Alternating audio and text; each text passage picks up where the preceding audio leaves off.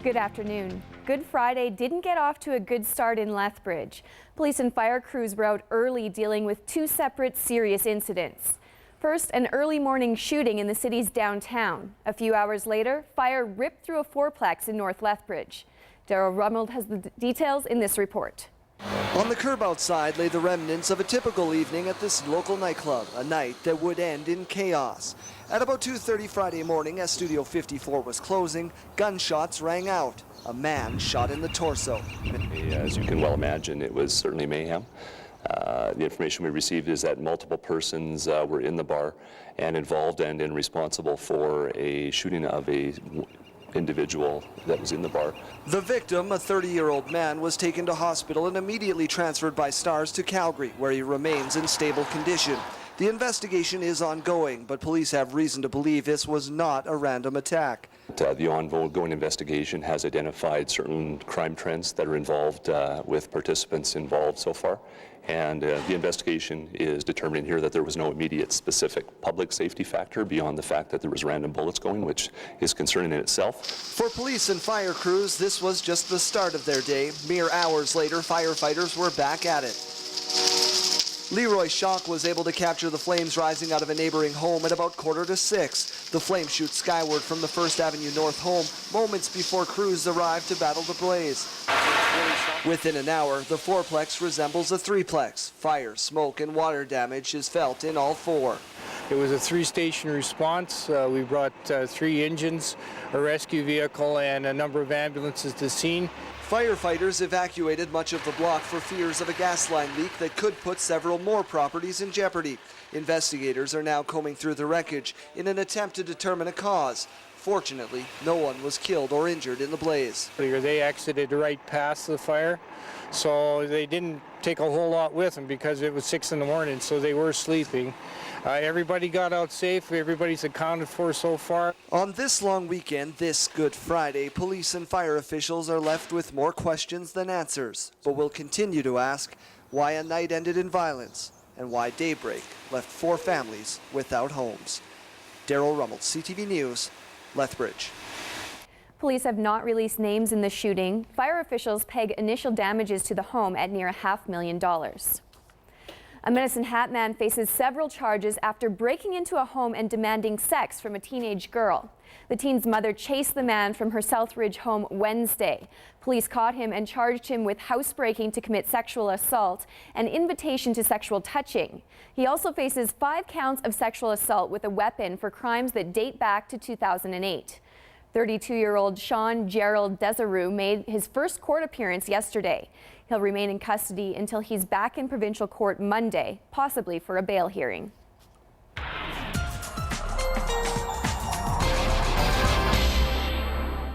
And Dory's in with our first look at weather and says it'll be a bit chillier this Easter weekend.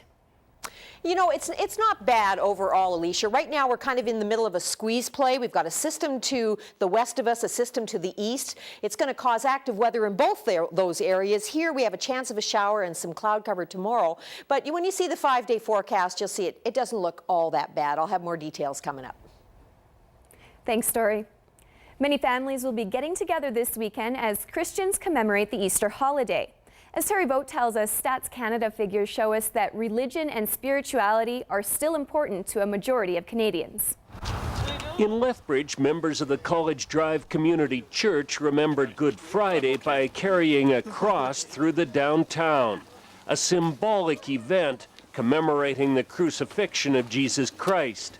For me, it's about Jesus. It's about who he is and what he's done, and so obviously Easter is our opportunity to celebrate what he's done in sacrificing his life for our sins on the cross. And so actually that's what we're doing in sharing this crosswalk together as a congregation. According to U of L sociologist Reg Bibby, while church attendance may be dropping, religion and spirituality are still important to the majority of Canadians. Stats Canada figures from 2010 suggest religious or spiritual beliefs are somewhat or very important to 65% of Canadians and 69% of Albertans. 89% of Canadians consider themselves to be religious, spiritual, or both. I think one of the things that everyone was expecting is that religion over the next few decades would continue to be something on the decline in Canada. The new Stats Canada report that's come out, at least their data that's been released just in the early part of this year, is showing that, if anything, religion and spirituality incredibly healthy in Canada. Dr. Bibby says while surveys show weekly church attendance in Alberta has gone down, monthly attendance in 2010 was at 31%. That's 4% higher than 10 years ago, and the same as it was back in 1990. Heartfelt needs and deep issues in people's lives, those things still exist. Guilt still exists.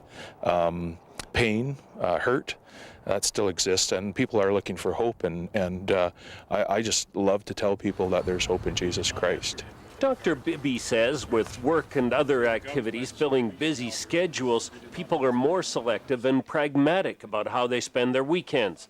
But statistics show that on a personal level, religion and spirituality are still central to the lives of most Canadians. Terry Boat, CTV News, Lethbridge.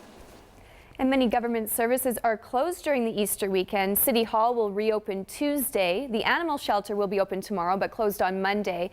There's no transit service today or Sunday, but buses will be operating regular hours on Saturday and Monday. The landfill was closed today, and garbage normally collected on Friday will be picked up tomorrow instead.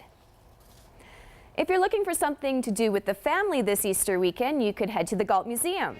The museum's hosting an egg extravaganza tomorrow. Youngsters can get their faces painted, make earth-friendly Easter mementos to take home, and of course, meet the Easter Bunny. Families can also explore the Earth climate in the Balance exhibit. Images that show thin women as sex objects give some females increased anxiety, depression, and eating disorders. But as Michael Popove reports, a group of Southern Alberta women are fighting back with a powerful message of their own. Women are bombarded every day with images like these, telling them how they should look, what they should wear, and how they should be to fit in. Tracy Somerville has felt the effects of those magazine covers, those fashion guidelines, her whole life. Going through high school, going through college, it was always, I was always put down because of my weight. I've had 2 major surgeries, so I have 2 really big scars on my torso. So you don't see that in magazines. You don't see scars on magazines. So I'd look in the mirror and think, I'm Frankenstein, this is awful. Like, who would ever love me? Now Somerville is speaking out, the best way she knows how, through her camera lens. This is the inaugural Body Confidence photo shoot. Women almost bearing it all to speak out against conventional beauty standards in a campaign aimed at changing the way society perceives physical beauty. The message that Tracy is trying to put out there is so important. I think that, you know, so many women and especially girls struggle with body image problems, and I think it's great if we can help one person, you know, to overcome those type of problems. But my body isn't who I am. It's just the packaging. So I made a switch in my brain saying, no, this is wrong, and I need to share this message with other people because I'm not the only one feeling this way. These women are fighting the belief that you have to be thin and beautiful to be happy. They're saying physical appearance shouldn't have to define your value as a person. But I think we have an even greater responsibility to society to change people's perspective, to put a different image out there that girls can aspire to, that's more healthy, more realistic. It was really important to me to try to get this message out that no matter what size, shape you are beautiful and you're worthy as a person. Michael Popove, CTV News, Lethbridge. The full story on this campaign and the Body Confidence photo shoot can be seen online at bebeautifulphoto.com.